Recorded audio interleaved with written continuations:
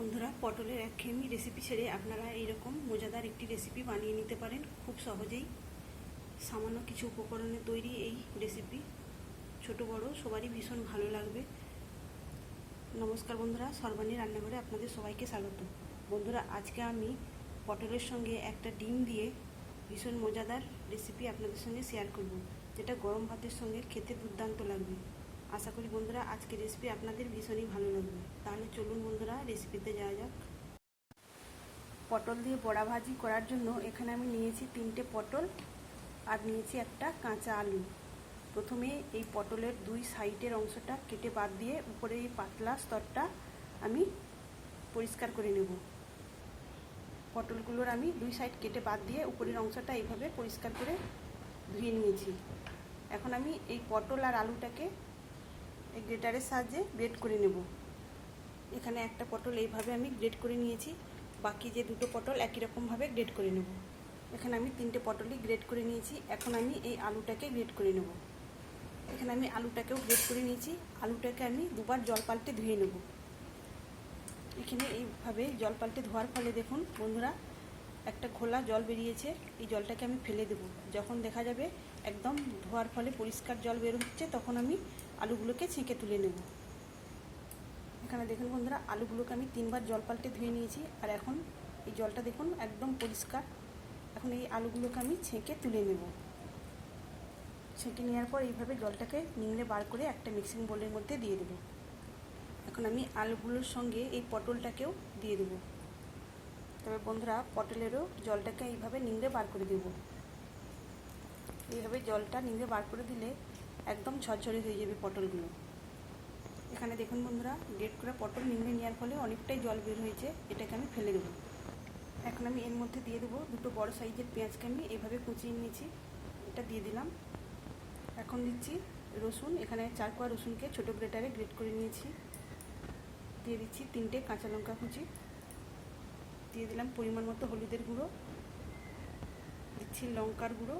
তবে লঙ্কার গুঁড়োটা আমি সামান্যই দিলাম, আপনারা আপনাদের মতো করে যেমন ঝাল খেতে পছন্দ করবেন সেই মতোই দেবেন। বাইন্ডিংয়ের জন্য দিয়ে দিচ্ছি 2 চা চামচ বেসন। এখন দিচ্ছি ধনেপাতা কুচি, দেবো একটা ডিম। এখানে দেবো 1 প্যাকেট ম্যাগি মশলা। আপনারা চাইলে চ্যাট মশলাও দিতে পারেন। এই চ্যাট মশলা বা ম্যাগি মশলা দিলে এই বড়াগুলো খেতে ভীষণ মুখরোচক হবে। সবশেষে দিয়ে দিচ্ছি পরিমাণ মতো নুন। আর দিয়ে দিলাম লেবুর রস, এখানে 1 চা চামচ। এখন সব কিছু একসঙ্গে হাত দিয়ে ভালো করে মেখে নেব। তো বন্ধুরা, পটলের একঘেয়েমি রেসিপি খেতে ভালো না লাগলে এইভাবে পটল দিয়ে পোড়া ভাজি করে গরম গরম ভাতের সঙ্গে কিংবা বিকালে স্ন্যাক্স হিসাবে চায়ের সঙ্গেও খেতে পারেন। খেতে কিন্তু দুর্দান্ত হয়। তাছাড়া মুড়ির সাথে খেতেও কিন্তু দারুণ লাগে। এখানে আমি সব কিছু খুব সুন্দর করে মেখে নিয়েছি।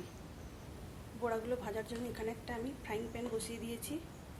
এখন আমি এই ফ্রাইং প্যানের মধ্যে দিয়ে দিলাম 1 টেবিল চামচ রিফাইন তেল। তেলটাকে আমি এই ফ্রাইং প্যানের চারদিকটাই ছড়িয়ে নেব। ফ্রাইং প্যানটা খুব ভালোভাবে গরম হয়ে গেছে। এখন আমি গ্যাসের ফ্লেমটাকে লো টু মিডিয়ামে রেখে বড়াগুলো শেপ দিয়ে নেব। আমি এখানে বড়ার মতো করে ভেজে নিচ্ছি। আপনারা চাইলে ডুবোর তেলে পকোড়ার শেপেও ভেজে নিতে পারেন, সেটাও কিন্তু খেতে দারুণ হবে। আর বড়ার শেপে ভাজলে খুবই অল্প তেলে এগুলো ভাজা হয়ে যাবে। এখন আমি লো টু মিডিয়াম আছে এটাকে 3 মিনিটের জন্য ঢেকে রাখবো। 3 মিনিট পরে ঢাকাটা খুলে নিলাম। এখন আমি অন্য পাশটা ভাজার জন্য উল্টে দেব। এখন আমি বড়াগুলো অন্য পাশটা ভাজার জন্য উল্টে দিয়েছি। আবারও আমি ঢেকে দিলাম 2 মিনিটের জন্য।